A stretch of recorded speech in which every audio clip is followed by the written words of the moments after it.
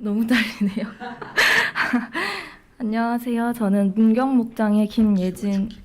키가 커가지고. 저는 문경목장의 김예진입니다. 지난주에 참여했던 싱글연합 수련회에서 느꼈던 좋은 감정들 그리고 감사했던 것들을 나누고자 앞에 나왔습니다. 2박 3일 동안 제게 주신 가장 큰 은혜 3가지는 찬양 집회, 기도회, 그리고 남송 청년부와의 소중한 시간이었습니다. 그럼 하나씩 나눠보도록 하겠습니다. 저에게는 웃으며 말 못할 한 가지 콤플렉스가 있는데요. 뭔지 아시나요? 바로 노래 부르기입니다.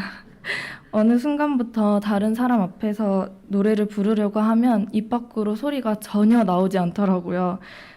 사실 살아가는데 큰 지장은 없지만 문제는 찬양조차 하지 못하겠는 것이었어요.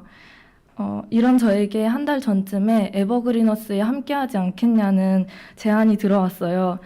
늘 제 맘속에는 극복하고 싶었던 부분이라 아주 조금의 고민 끝에 하겠다고 대답했지만 찬양 연습은커녕 2주 연속 교회에 나오지 않았습니다.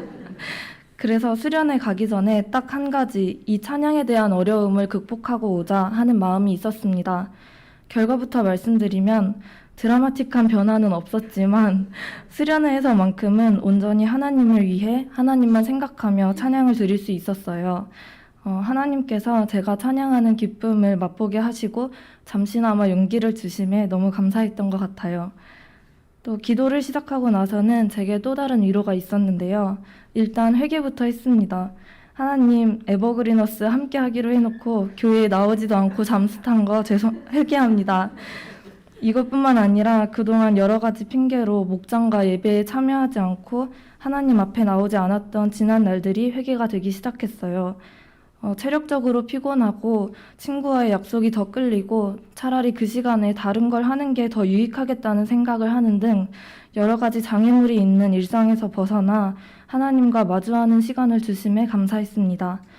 그동안 제가 주일 예배에 나올 때 하나님께서 주시는 말씀의 깨달음들이 있었습니다. 앞으로는 제가 그 은혜를 더 기대하고 사모하는 자녀가 되도록 다짐했습니다. 마지막으로 남송 청년부와 돈독해질 수 있는 시간이 되어서 너무 감사했습니다. 다른 가정교회 사람들을 만나 배운 것도 많지만 한편으로는 모르는 사람들 속에서 저희 남송교회 식구들이 더 의지가 되고 끈끈한 마음이 생겼던 것 같아요. 마지막 날에는 부산으로 이동해서 바다도 보고 맛집 투어도 하며 정말 알차게 시간을 보냈습니다. 이번에 신입생으로 올라온 민우, 지현이, 혜준이와는 정말 오랜만에 본 거였는데 안 본 사이에 다들 훌쩍 커서 딴 사람이 되었더라고요. 의젓하고 재밌는 동생들 덕분에 수련회가 더 재밌지 않았나 싶습니다. 또 교회에 온 지 얼마 되지 않은 성희 언니와도 2박 3일을 함께하며 더 금방 친해질 수 있어서 감사했습니다. 무엇보다 서울에서 경주까지, 부산에서 서울까지 운전도 하고 인도해 주신 이수원 목사님 덕분에 안전하고 편안하게 다녀올 수 있었던 것 같습니다. 목사님 혼자서 하루에 10시간 가까이 운전을 하신 것 같은데 새벽까지 각자의 집까지 한 명 한 명 내려주시는 거 보고 정말 목사님이 아니면 불가능할 것 같다는 생각이 들었습니다. 2박 3일 동안 저희 남송교회 청년부와 제 곁에 하나님이 함께 하셨음은 분명한 것 같습니다. 하나님께서 지켜주시고 사랑으로 채워주심에 감사드리며 간증 마치겠습니다. 부족한 나눔이지만 들어주셔서 감사합니다. 저희가 지난 주일날 1부 때도 그렇고 2부 때도 그렇고 청년부가 수련회 중인데 은혜 받기를 기도했는데 일부 간증할 때 진호 형제가 그러더라고요. 밤새 자기들이 그 토론을 했는데 뭘 토론했냐 그랬더니 윤영준 집사님하고 목사님이 밥 사준다 그랬는데 뭘 먹을까를 밤새 재밌게 지냈다고. 너무 감사하더라고요. 그래서 받은 바 은혜들이 있어서 참 저희 청년들이 앞으로도 신앙생활 잘할 수 있어서 좋은 기회가 된 것 같습니다. 큰 박수 부탁드립니다. 감사합니다. 하나님 말씀 보도록 하겠습니다. 신약 성경 누가복음 22장 31절부터 34절 말씀까지 살아계신 하나님 말씀을 우리 다 같이 한 목소리로 같이 읽겠습니다. 시몬아 시몬아 보아라, 사탄이 밀처럼 너희를 체질하려고 너희를 소나기에 넣기를 요구하였다. 그러나 나는 내 믿음이 꺾이지 않도록 너를 위하여 기도하였다. 내가 다시 돌아올 때에는 내 형제를 굳세게 하여라. 베드로가 예수께 말하였다. 주님, 나는 감옥에도 죽는 자리에도 주님과 함께 갈 각오가 되어 있습니다. 그러나 예수께서 말씀하셨다. 베드로야, 내가 내게 말한다. 오늘 닭이 울기 전에 내가 3번 나를 모른다고 할 것이다. 아멘. 하나님 앞에, 하나님 아버지, 지난 한 주간 동안에도 하나님이 두신 곳에서 건강하고 열심히 살다가 하나님 뵈러 이렇게 나오게 하여 주심을 감사합니다. 한 주간 동안 동행하여 주셨고 우리의 손으로 하는 모든 일에 헛되지 않고 좋은 열매를 맺는 방향으로 한 걸음 한 걸음 인도해 주셔서 감사합니다. 오늘 주님이 차려놓으신 영혼의 식탁에 배불리 먹고 돌아가서 다음 한 주간 동안 또 하나님의 손에 붙잡힌 바 되어 힘있게 열심히 이웃을 섬기며 세우며 기쁨으로 살아가는 한 주간이 될 수 있도록 하나님 힘주시고 함께하여 주시옵소서. 그래서 주님의 손에 있는 영광스러운 면류관이 되게 하시고 주변의 사람들이 너 새로워졌다라는 그런 놀라운 얘기를 들으며 살아가는 하나님의 뜻이 이루어지는 우리의 삶이 될 수 있도록 복 내려 주시옵소서. 우리 구주 예수님의 이름으로 기도하옵나이다. 아멘. 성가대에 찬양이 있겠습니다.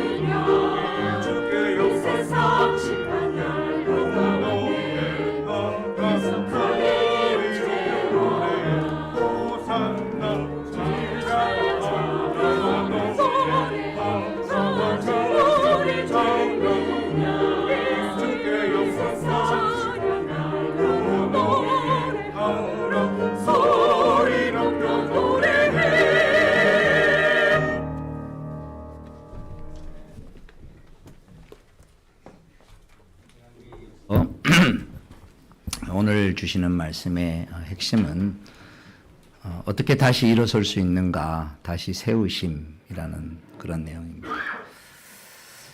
우리 인생을 이렇게 살다 보면 여러 가지 이유로 인해서 우리 자신들이 힘을 내지 못하는 때가 있을 수 있고, 또 마음은 원인데 그냥 이대로 가면 안 되는데 더 일어나야 되겠는데 하는 마음의 갈증은 있어도 이렇게 어떻게 왠지 모르게 이렇게 힘을 얻기가 어려운 이런 상황에 놓여 있을 수도 있어요.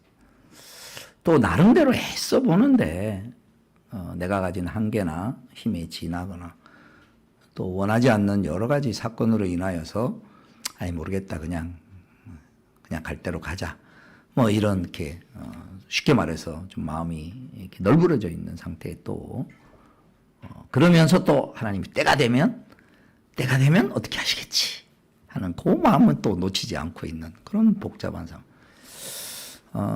돌아보면은 그런 시간이 어느 만큼 매우 긴 시간이 있을 수도 있었고, 그러나 이제 어느 큰 사건을 계기로 해서 주로 그 사건을 전후로 정신을 번쩍 차리게 되는 사건이 일어날 수도 있고, 또 때로는 또 전혀 예기치도 않았던 그런 때로는 좋은 일들과 또는 안 좋은 일들을 통하여서 그 전과 후가 달라지는 것을 수동적으로 우리가 경험을 하게 됩니다. 자기가 의지적으로 자발적으로 적극적으로 하지 않았고 밀린 거죠. 밀려온 거죠. 어느 날 사건이 다가온 거죠. 그런데 그게 꼭 불행이냐? 그게 아니라 고생은 했지만 뒤돌아보면 그 사건 전과 후가 내 마음이 하나님께로 조금 더 가까이 가 있다라고 고백할 수밖에 없는 게 신앙인들이 지나온 삶을 돌아볼 때의 모습인 것 같습니다. 근데 이제 오늘 얘기하려는 내용은 그 정도 얘기가 아니라, 그러지 말고 이젠 좀 내가 적극적으로 하나님이 나를 부르신, 그냥 내가 내 신앙을 지키냐 마냐 이 정도가 아니라 나를 부르신 하나님의 뜻을 이루며 살아가는 그런 적극적인 삶으로 들어가는 그런 전환점이 이렇게 되었으면 참 좋겠다 하는 생각을 가집니다. 한 번은 언젠가는 뛰어야 됩니다. 그거를 외부적인 요인이 아니라 여러분 마음의 믿음으로 반응하여서 그러니까 셀프 스타팅을 해야 된다는 거예요. 내게 주어진 상황에 대했던 어떤 상황이 됐든 내 마음의 결심과 결단을 해서 내 신앙생활의 분기점을 정말 가져왔다라고 얘기할 수 있는 결심, 이게 어느 시점에는 필요하다. 그게 오늘 이 말씀을 듣고 있는 우리 남송의 대부분의 식구들의 마음이 되기를 우선 간절히 바랍니다. 또 어떤 분은 또 다른 시간대에 그럴 수 있습니다. 그러나 오늘 이 말씀을 듣게 하시는 이유는 우리를 향한 아주 소중한 하나님의 그런 축복의 도전의 말씀이라고 생각하기 때문입니다. 1차적으로는. 두 번째는 시대적으로 좀 그렇다는 겁니다.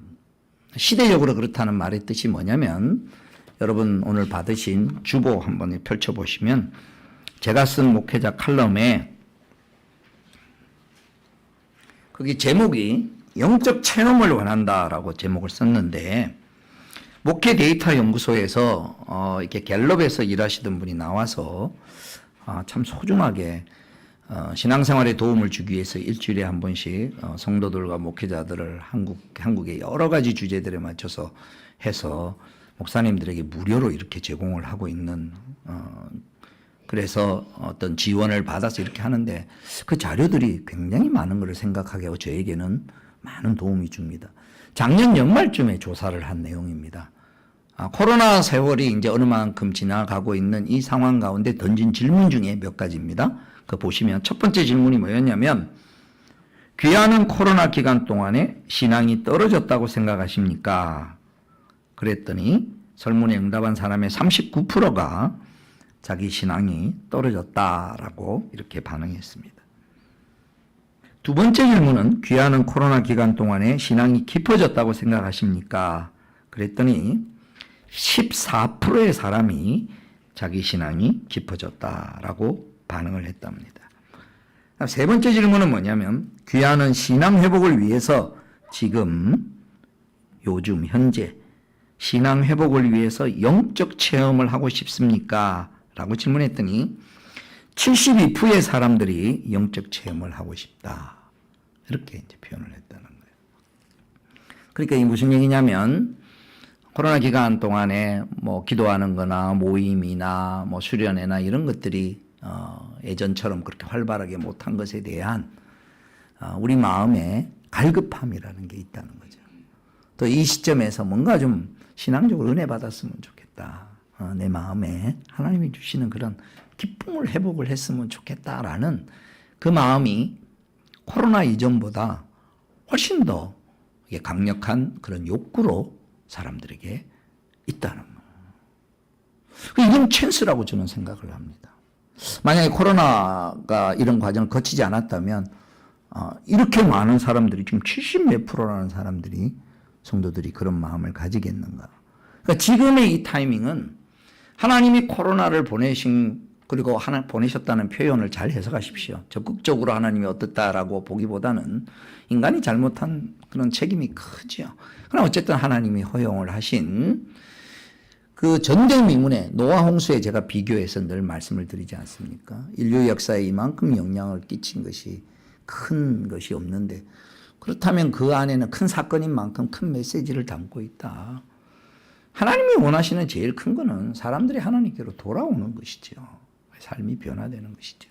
그 안에는 믿지 않은 사람들이 하나님께로 돌아오는 것도 있지만, 하나님을 믿는 사람들이라 할지라도 우리가 하나님의 자녀답게 더 변화되어 나가는 그런 은혜들을 오히려 이 재난 가운데 하나님이 더 필요함을 고백하는 영적인 단계로 들어오기를 바라는데, 현실은 어떠하냐?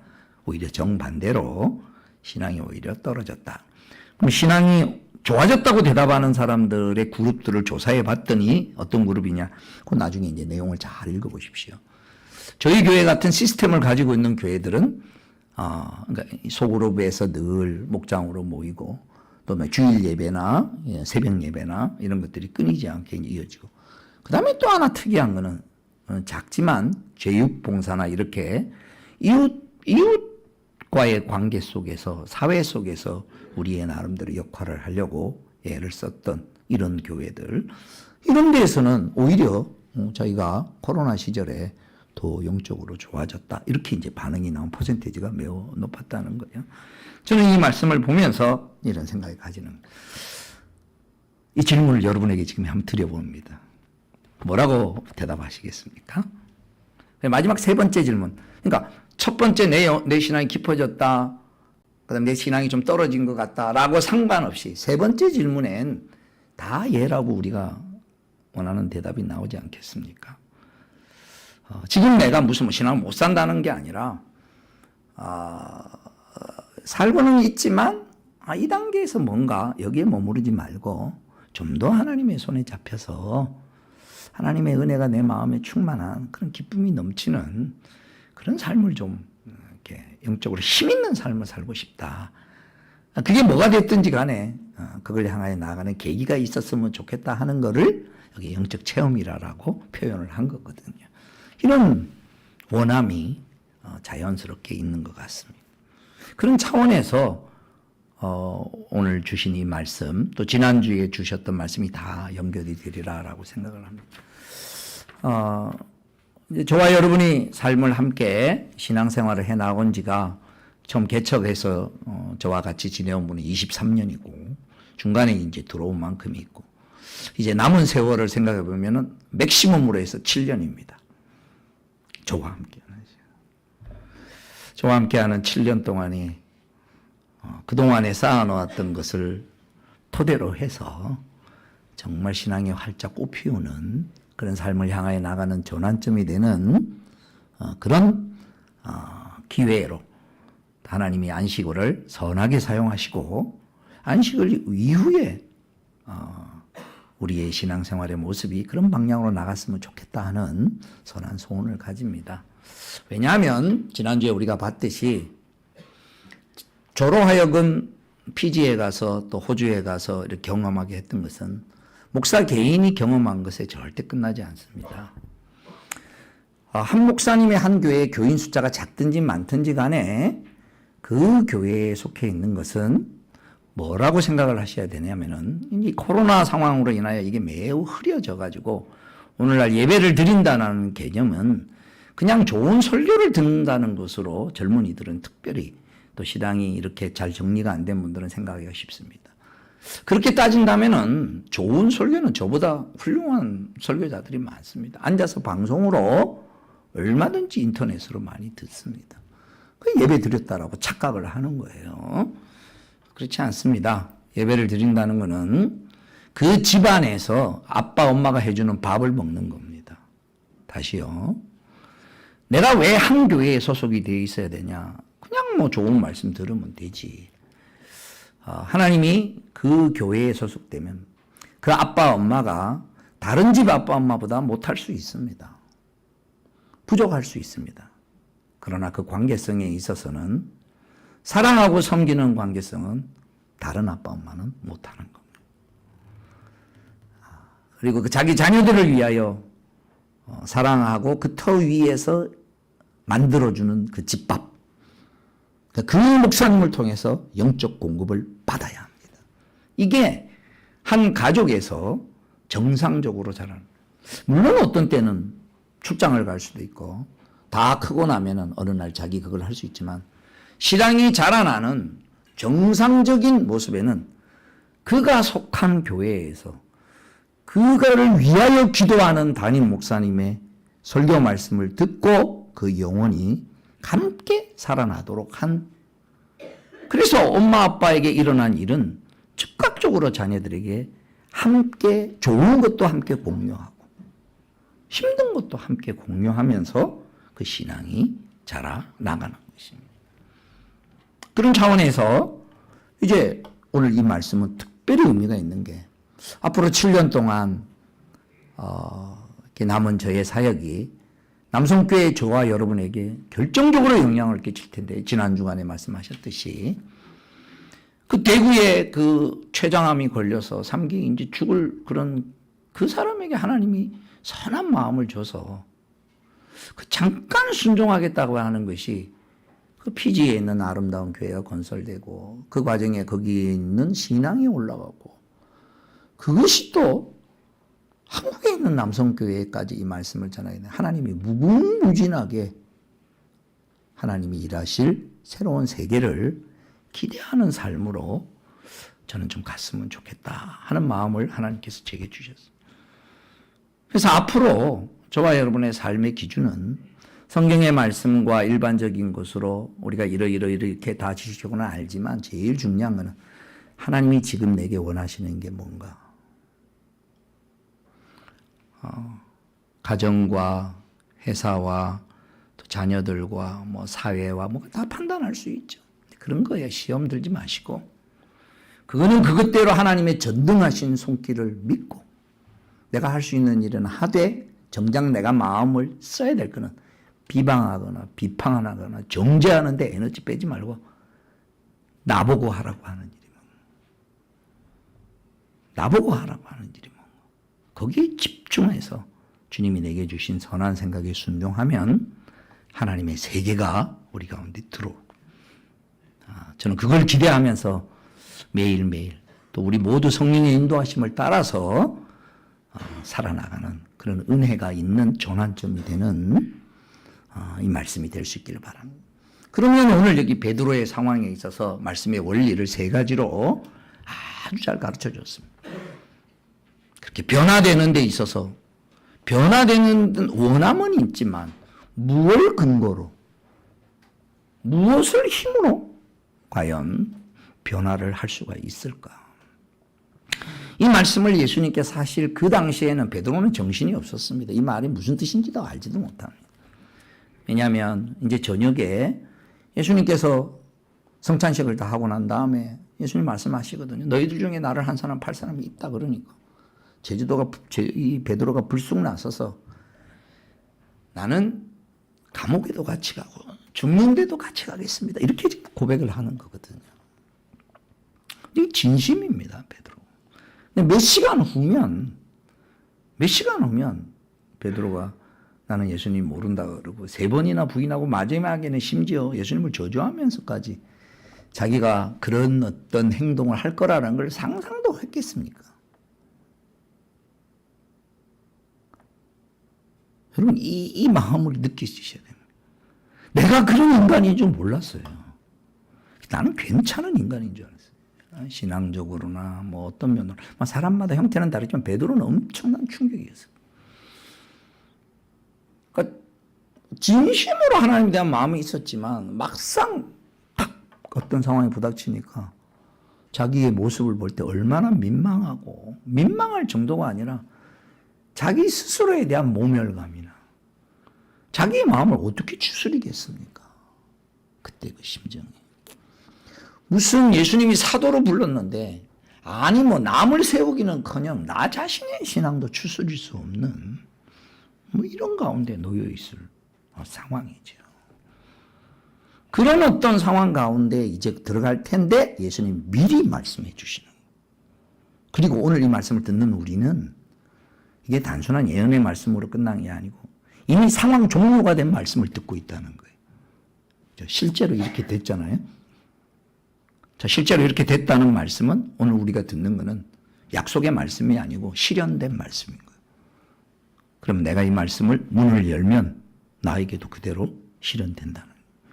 이게 베드로에게만 해당되는 말씀이 아니고 똑같이 베드로에게 미리 주셨는데 베드로는 결과적으로 그렇게 됐잖아요.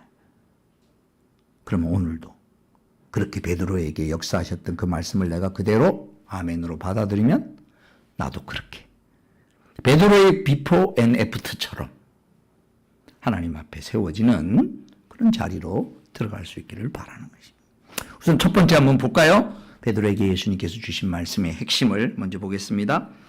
자, 31절 32절 보시면 첫 번째 말씀이 시몬아 시몬아 보아라 사탄이 밀처럼 너희를 체질하려고 너희를 소나기에 넣기를 요구하였다.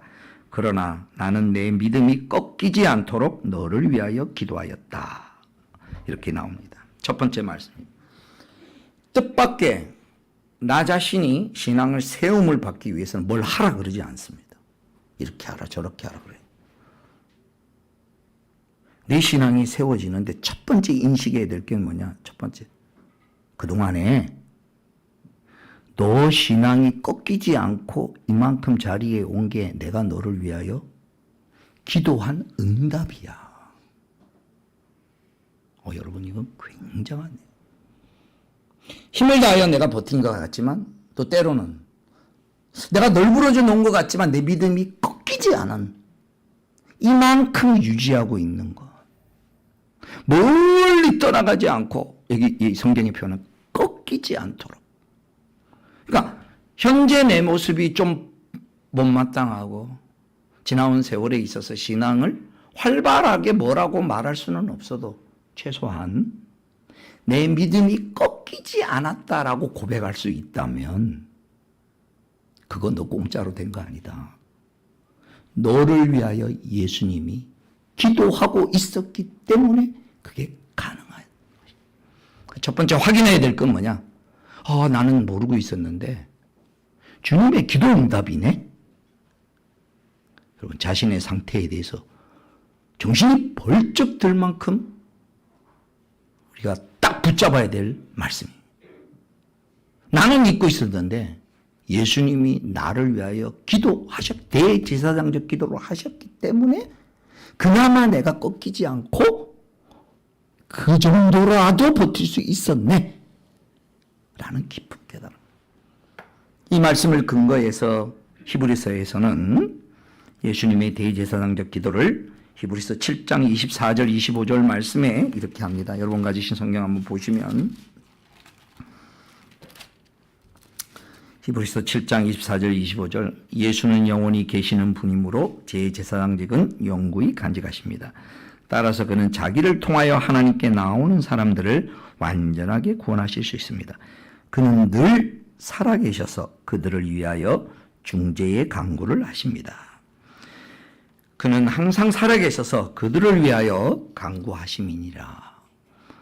자기에게로 나오는 사람, 즉 예수님이 십자가에 못 박혀 죽으신 그 공로를 그에게 준 사람은 그를 통하여 믿지 않던 자리에서 하나님의 심판을 받아야 할 자리에서 예수님의 공로로 예수님이 자기 자신을 내어주심으로 그가 들어온 사람이 다시 저 동네로 가지 않도록 들어올 때 엄청난 희생을 치렀는데 예수님이 그걸 포기하겠냐 그거예요.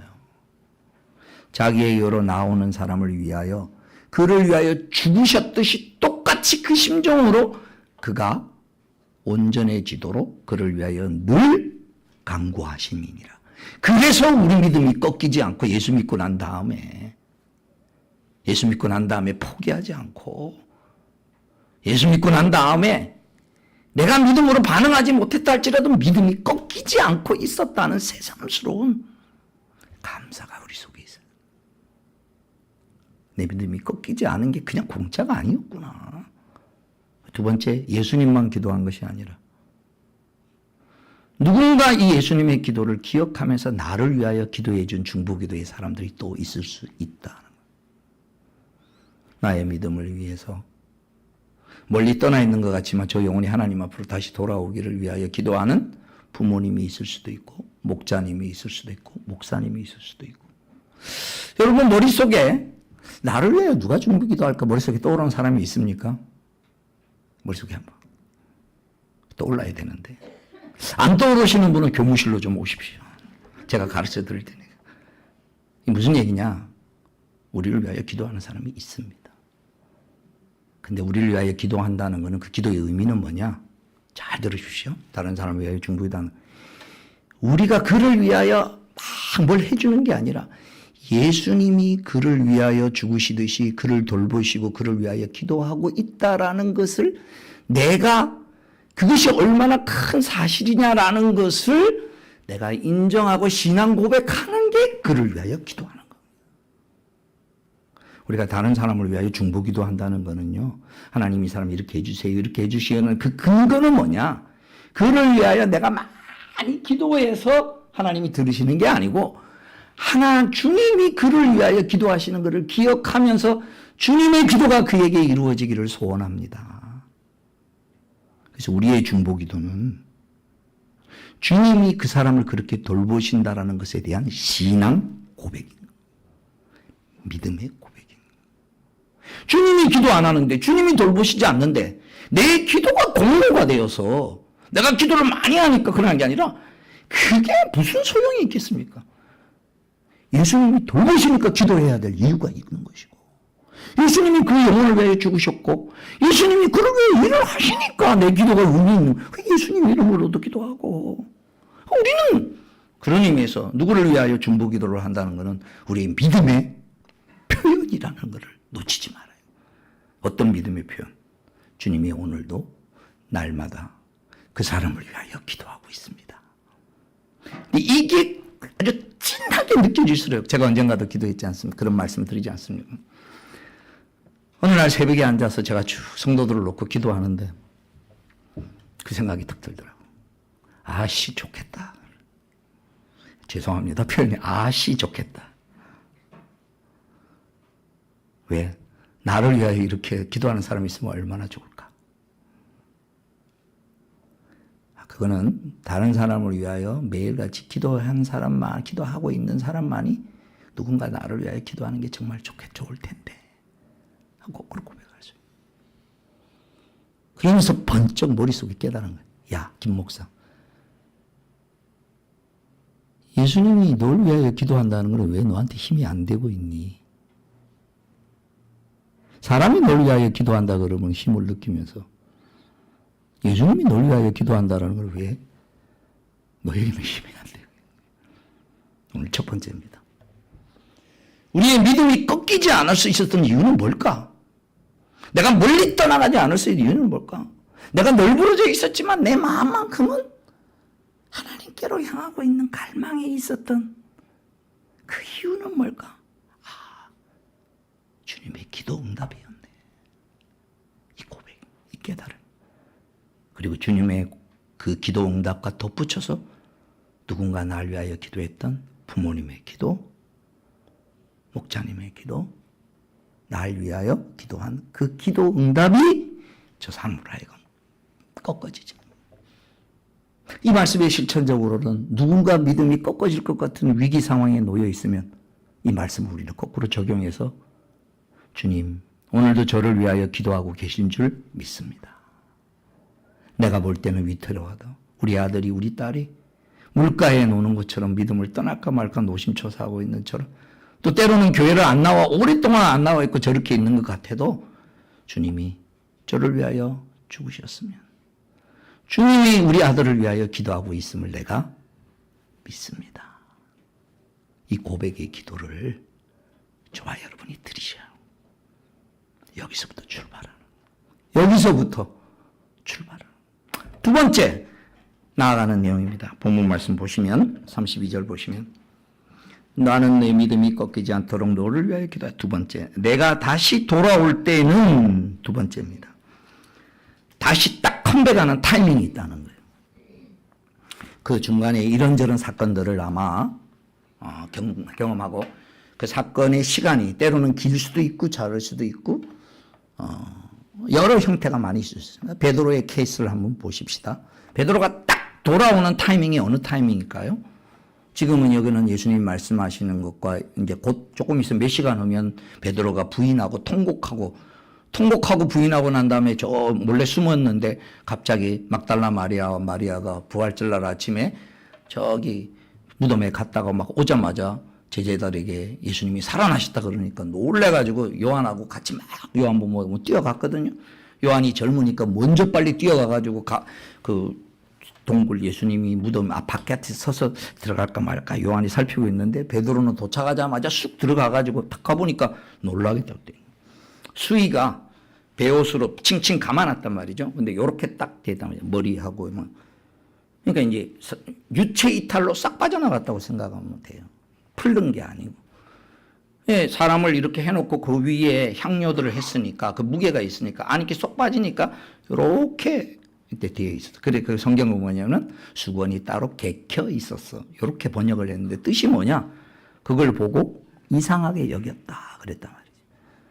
이거는 풀러서 없어진 게 아니고 그 안에 있는 물질이 쏙 빠져나간 유체 이탈 형식으로 수위가 딱 있는 걸 보고 부활하셨다 그러는데도 못 믿은 거예요. 조금 있다가 예수님이 문도 안 열리는데 쓱 들어와 가지고 제자들에게 평안하냐 그러고 한 번도 또 쓱 들어왔는데 도마 오라 그래가지고 야 여기 손가락 넣어 봐라. 예수님 부활을 확인하는 거죠. 근데 그렇게 부활을 확인하고 예수님의 부활에 놀라운 능력하면 우리 같아서는 그렇죠. 일반적인 생각에서는 야 이제 정말 예수님이 말씀하신 대로 죽고 부활하신 능력을 받구나. 내가 이 부름 받은 대로 예수님의 정말 제자로서 이제는 정말 제대로 한번 해봐야지라고 마음을 먹었을 것 같은데 베드로는 나는 고기 잡으러 가겠다. 베드로의 이 마음이 느껴지십니까? 어떤 베드로인데 나서기 좋아하는 베드로인데 근데 베드로가 고기 잡으러 가겠다. 베드로가 고기 잡으러 가겠다는 말은 무슨 의미입니까? 예수님을 부르시기 전에 이전 직업으로 돌아가겠다는 얘기죠. 그러니까 제자들이 같이 있다. 예수님 부활을 경험하고도 다시 서지 못하는 거예요. 지금 못 일어나고 있는 거예요. 그 능력도 경험하고 예수님의 부활도 직접 보고 우리는 뭐가 내가 다시 일어나기 위해서는 능력도 경험하고 뭐가 있어야 내가 그걸로 일어선다고 착각하고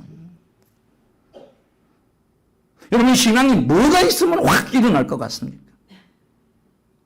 무슨 대단한 신적 체험이나 놀라운 은혜가 있어야 뭔가 조금 움직일 것 같은 그런 솔직한 마음이 그런 게 있지 않습니까?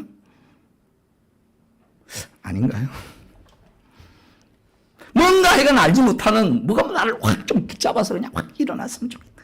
이런 안타까움의 갈증이 우리 속에 있거든요. 근데 베드로 그거 다 경험하고도 고기 잡으러 가. 왜 그랬을까요? 베드로 만나서 내가 꼭 물어보고 싶습니다. 근데 제가 짐작을 해볼 때 느끼는 마음은 처절한 좌절감인 것 같습니다. 예수의 능력을 보면 볼수록 자기의 모습이 한심한 것이요.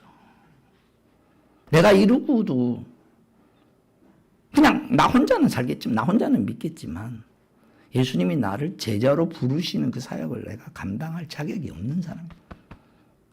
남들은 몰라도 예수님 3번이나 부인하고 잘난 척까지 했잖아요. 저쪽. 예수님 죽으면 나 죽는 데까지 가겠습니다. 그 말 차라리 안 했으면 몰라도 온갖 입바른 소리는 다 했는데 뭔 낯짝으로. 더군다나 뭐 주님 그리스도시여 살아계신 하나님의 아들입니다라고 막 제자들을 대표해서 그러고 예수님도 칭찬을 했잖아요. 바요나 시모나 복되다 그러고. 복잡한 감정 가운데 모르겠다. 나는 옛날로 돌아간다. 딱 갔는데 기가 막힌 세팅입니다.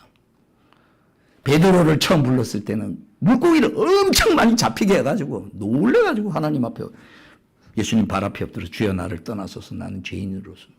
이게 무슨 말이냐면요. 사람이 신적인 뭔가를 느끼면요. 인간이 죄인됨을 깨닫는 거거든요. 그걸 느꼈어요. 근데 물고기 잡으러 가겠다고 제자들도 같이 따라갔었는데 놀랍게도 물고기가 엄청 많이 잡히는 기적과 똑같은 기적을 하나님이 주셨어요. 결과는 정반대인데 한 마리도 안 잡히는 기적을 밤새도록 수고했는데 한 마리도 안. 이거 여러분 그냥 생각하시면 안 됩니다. 이 사람들은 갈릴리 바닷가가 자기 집 앞마당입니다. 평생 몇 시쯤에 어디에 물고기가 많은지를 아는 사람입니다. 근데 하다못해 피레미 한 마리라도 올라와야죠. 근데 해피름은 한 마리도 안 잡혔어. 이게 뭐냐, 부인할 수 없는 확실한 증거죠. 이건 예사로운 게 아니죠. 그리고 탁 올라왔더니 예수님이 하시는 말씀이죠. 숯불에. 이 베드로는 숯불 트라우마가 있는 사람입니다. 너무너무 재밌습니다. 죄송합니다. 저만 재밌는 것 같아서. 숯불 트라우마가 있어요. 숯불만 보면 생각나죠. 자기가 옛날에 추운 날 예수님이 재판받을 때 계집아이가 와가지고 너도 당신 편이지 했더니 아니라고. 숯불 위에 물고기가 이렇게 구워져요. 근데 예수님이 또 묻잖아요. 한 번만 물으면 좋은데 굳이 세 번 묻잖아요. 3번 부인했는데 3번. 그런데 핵심이 요겁니다. 우리가 일어설 수 있는, 우리가 영적으로 힘을 낼 수 있는 것은 이거 외에는 없다는 겁니다. 오늘 설교의 핵심이 되는 말씀이에요. 예수님이 우리에게 묻는 말은 딱 하나입니다. 네가 나를 사랑하느냐. 나 이래서 못해요. 아니면 자기 연민에 빠져 있거나 내가 뭐 이루고도 뭘 이렇게 할 수 있냐. 내가 어떤 실수를 했거나 아무 상관없습니다. 주님이 우리에게 딱 묻는 건 한 가지입니다. 네가 나를 사랑하느냐. 근데 이제 이 부분에서는 해석이 좀 필요합니다. 사랑한다는 표현에 우리는 사랑합니다라고 말하기가 굉장히 좀 이렇게 뭐라 그러나 좀 이렇게 잘 연결이 잘 안 돼요. 근데 성경적 단어로 바꿔놓으면 그렇구나라는 걸 우리가 깨달을 수가 있어요. 보실까요? 베드로가 하는 말입니다. 똑같이 예수님의 이 말을 듣고 경험했던 베드로가 내가 주를 사랑한 줄 주님이 아십니다라고 고백했던 게 이런 걸 가지고 있으면 네가 사랑한다는 단어를 쓰지 않아도 사랑한다라는 거를 너희들이 알아야 된다라고 베드로가 가르쳐줬어요. 베드로전서 1장 8절을 보시면 예수를 너희가 보지 못하였으나 사랑하는도다.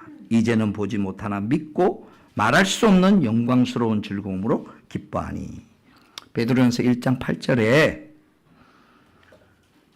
예수를 믿는 사람에게 있어서, 저와 여러분이 이제 예수님을 믿기 시작했잖아요. 근데 예수님을 보지 못했지만은 예수를 믿는 그 믿음을 가지고 있는 것이 너희가 예수님을 보지 못했지만 사랑하는 것이다 라고 표현을 하는 거예요. 다시요. 첫 번째, 내 속에 하나님을 향하여서 내 마음이 불러일으키는 게 있으면 그게 바로 예수님을 사랑하는 것이다 라는 거예요. 이거는요, 예수님의 사랑을 받지 않는 자는 하나님에 대하여서 너희가 과거에 나와 원수되었던 너희들이라 그랬습니다. 그러니까 하나님에 대한 믿음이 내 마음 가운데 표현할 수 있다는 것은 하나님과 나와의 관계가 정상화가 되어서 내가 사랑한다라고 말은 표현 안 하지만 사랑할 수 있는 출발이 된 중요한 관계성이 시작이 돼요. 오늘 저와 여러분 진정으로 예수를 믿는다면 내 안에 믿음을 부인할 수 없어요. 땅만 몰라도 하나님이 나를 구원하셨고 하나님이 나를 사랑한다는 걸 부인할 수 없잖아요. 이 마음이 어떻게 들었을까요? 이게 바로 뭐냐? 너희가 보지 못하지만 주님을 사랑한다는 거예요. 내 속에 이런 사랑이 있다라는 것을 깨달아라. 두 번째, 더 적극적입니다. 저는 이 말씀을 준비하면서 참 놀랍더라고요. 제가 가끔씩 목사의 일을 하면서 소스랍치게 놀라는 게 말씀을 전하는 타이밍과 관련해서 관련된 얘기거든요. 작년 연말에 수요일 날 이런 설교의 말씀을 했습니다. 이게 오늘 주일 설교와 연결되리라고는 상상도 못했어요. 시편 116편을 한번 보실까요? 우리 같이.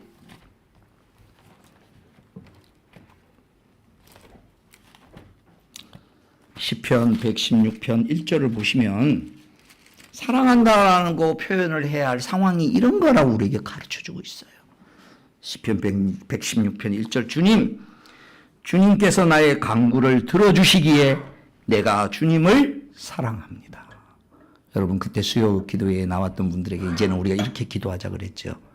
여러분의 삶 가운데 기도 응답이라고 느껴지면 이제는 하나님 감사합니다 그렇게 표현하지 말고 주님이 내 기도에 귀를 기울여 주시니 응답해 주시니 내가 주님을 사랑합니다. 이렇게 성경에 있는 가르쳐 준 대로 우리가 하자 그랬죠. 오늘 저와 여러분의 삶 가운데 하나님의 응답 작든지 크든지 하나님이 내 삶에 귀를 기울여서 응답해 주시는구나라고 고백할 수 있다면 그게 주님을 사랑하는 마음이에요. 사랑해야 되는 시츄에이션이라는 거예요. 지금 환경이라는 거예요. 근데 우리는 이 사랑한다는 표현을 하는 게 굉장히 좀 이렇게 먼 나라 얘기 같고 좀 이렇게 좀 그렇잖아요. 이제 오늘부터 그러지 마시고 내게 이런 믿음을 주신 게 이게 네가 나를 사랑하느냐라고 말했을 때 담대하게 말할 수 있는 근거이고 두 번째 네가 나를 사랑하느냐라고 말했을 때 예, 내가 주님을 사랑합니다라고 주님이 나를 사랑하기에 내가 사랑합니다라고 고백할 수 있는 이유는 오늘도 내 작은 신음소리에 귀를 기울이시는 그래서 나에게 기도 응답을 주셨기에 내가 주님을 사랑합니다. 작년 연말에 주신 말씀과 오늘 주신 말씀이 이렇게 매칭이 되어서 더 선명하게 우리 성도님들에게 얘기를 하는 것 같습니다. 마지막 세 번째, 이게 더 기가 막힌 말씀입니다. 오늘 본문 말씀 보시면 그렇게 우리로 반전에 다시 일어설 수 있도록 첫 번째는 너의 믿음이 꺾이지 않고 있음의 출발이다. 두 번째, 너 마음 가운데 하나님을 사랑하는 마음이 있다면 새로 일어설 수 있다. 그리고 그렇게 일어서서 뭐하는 삶을 살 것이냐에 대한 인생의 목표를 명료하게 해야 할 것을 가르칩니다. 그거는 너 주변에 있는 사람을 세우는 것이다. 세우기 위해서 너를 세우는 것이다. 다시요. 너를 세우는 이유는 너의 손을 통하여 세워질 사람들을 내가 세우고 싶어서 너부터 세운다. 본문 보시면 네가 다시 돌아올 때에 내 형제를 굳세게 하여라. 네가 돌아올 그때에 내 형제를 진정으로 세워줄 수 있다. 굳세게 할 수 있다. 왜 그런 줄 아십니까? 여기에 이제 놀라운 비밀이 있습니다. 베드로의 그 실수와 베드로의 그 넘어짐을 허락한 깊은 이유입니다. 그리고 베드로가 남들보다 더 그들을 잘 세울 수 있는 이유가 베드로가 넘어져 봤기 때문입니다. 그래서 우리의 연약함을 내 마음과 내 믿음이 정말 연약한 가운데 있어 봐야 그때에 가지는 외로움, 그때에 가지는 처절함, 그때에 가지는 무기력함, 그때에 가지는 하나님 앞에 절망감, 내 힘으로 어찌할 수 없다고 느끼는 그래서 하나님께 부르짖는 가난한 마음 이걸 가진 자만이 동일한 상황 가운데 놓였을 때 왜 믿음 생활 열심히 안 해? 왜 기도 안 해? 왜 이렇게 안 해? 라고 정죄할 수 없는 왜?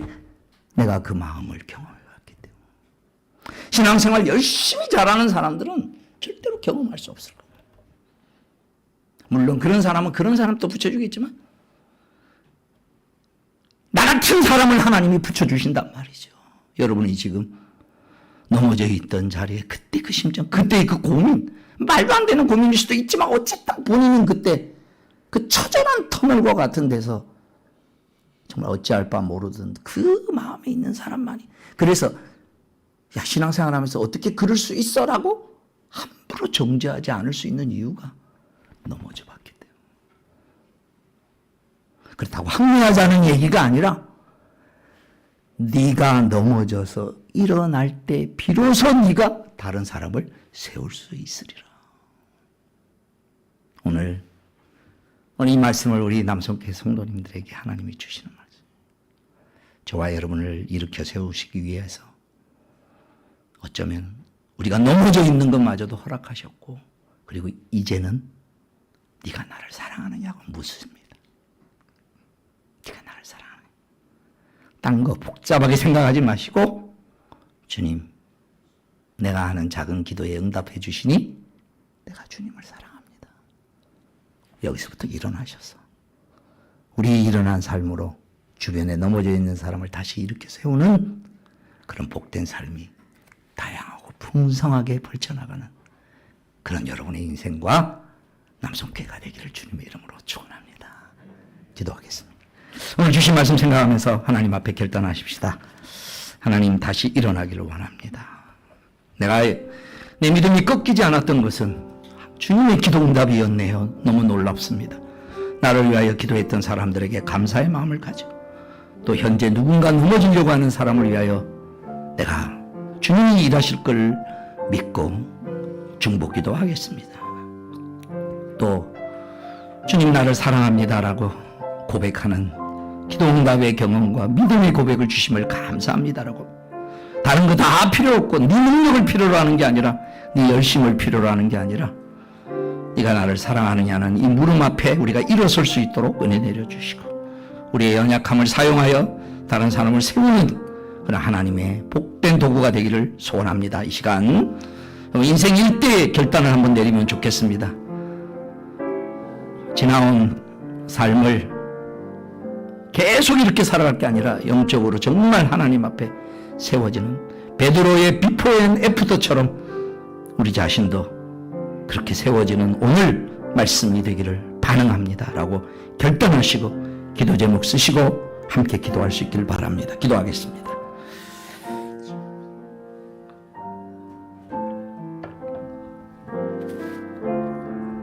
아버지 하나님, 좀 인도하여 주시옵소서.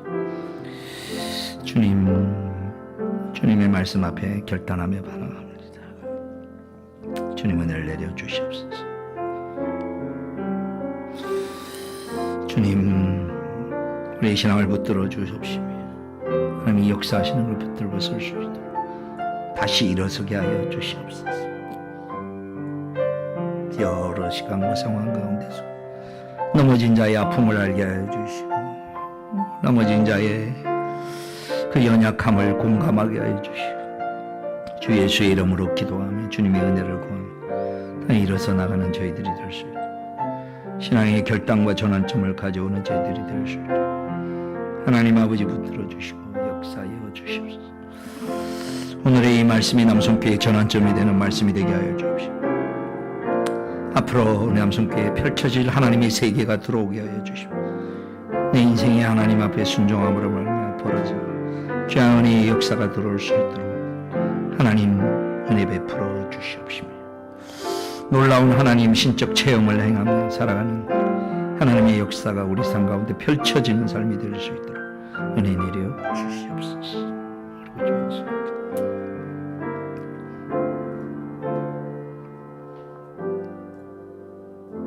우리 구주 예수 그리스도의 구속의 은혜와 하나님 아버지 크신 사랑과 성령이 교통하시고 함께 하시며 베드로를 이렇게 세우셔서 주님의 나라에 영광스럽게 쓰임받게 했듯이 사랑하는 남성의 식구들을 이렇게 세우셔서 주의 나라와 영광에 별같이 빛나게 사용하여 주실 것을 믿고 믿음으로 결단하며 반응하는 주의 사랑하는 자녀들 머리머리 위 이제로부터 영원토록 항상 함께 있을지어다. 아멘.